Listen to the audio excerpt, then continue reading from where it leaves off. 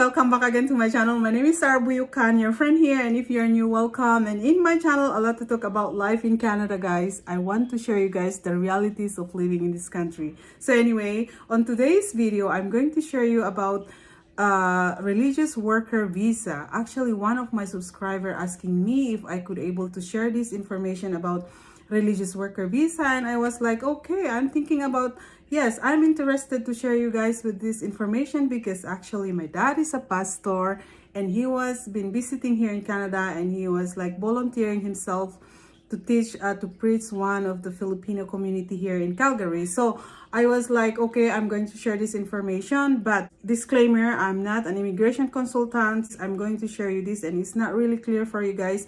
Please go to the Canadian website and read more information because I actually got all the information from the Canadian website. I do some research, and at the same time I have this knowledge because somebody shared me this, that they can be a permanent resident in Canada if you can come here like a church worker, or you can be a religious worker visa, and it can be possible. Okay, so let's talk about like religious worker visa that you can able to be a permanent resident here in Canada. Okay, so this religious occupation can be a religious teacher, the Buddhist, like a pastor, a priest, a Muslim leaders, or a deacons, or a minister, or a speakers, or I have some list in here because it's too much.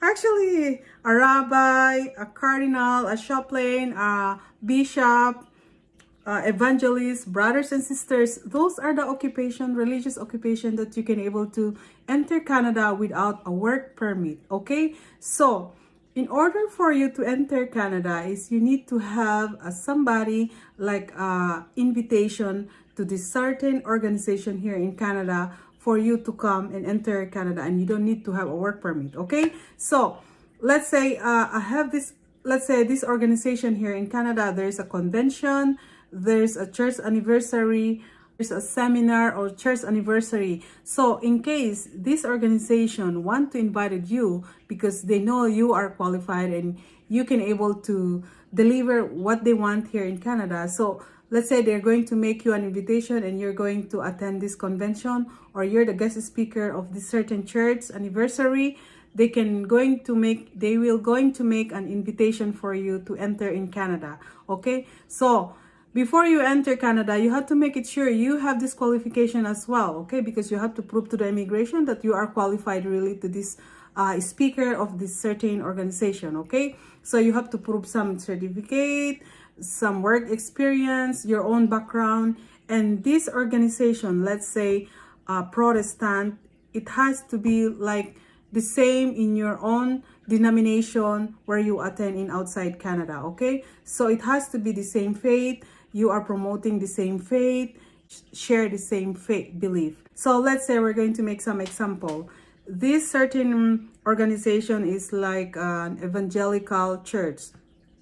So this evangelical church want to have a church anniversary, but they need to have a guest speaker. So this evangelical church is going to make an invitation letter for you outside Canada for you to enter in Canada. So once you enter in Canada, you're the guest speaker for certain few days or certain few months. So if you want to extend your stay here, and if in case this organization or this church like you because they feel like the way you share your faith to them, they feel blessed and they feel like, okay, what if we keep this pastor, this leader for us here to continue sharing his faith to us because we feel blessed. So just in case, they will going to give you a job offer.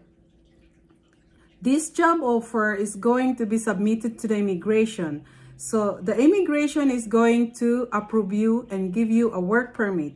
So once you have the work permit, you're going to work at like a full-time to these denominations, to these organizations, to these congregations, the same faith, you're promoting the same faith, you're sharing the word of God, the same belief. So after working like a 1 year full-time, then you're going to submit your application for your permanent resident, proven that you work this certain 1 year and you have this work experience. You have to prove everything to the immigration that you are qualified So what if you are outside Canada? You can able also to bring your family as well with you. So in this, like for example, this certain organization invited you to come and work to this certain organization. You can able to bring with you your wife, your children with you as well. Okay, so we're going to make some example. Let's say you are the guest speaker here in Canada because they invited you to come to this speaker to this church anniversary, right? So it so happened the way you promote your faith, the way you share your faith, the people or the congregation to this church, like the way you share the word of God, these people, the leader of this organization, they want to keep you. They will give you a job offer,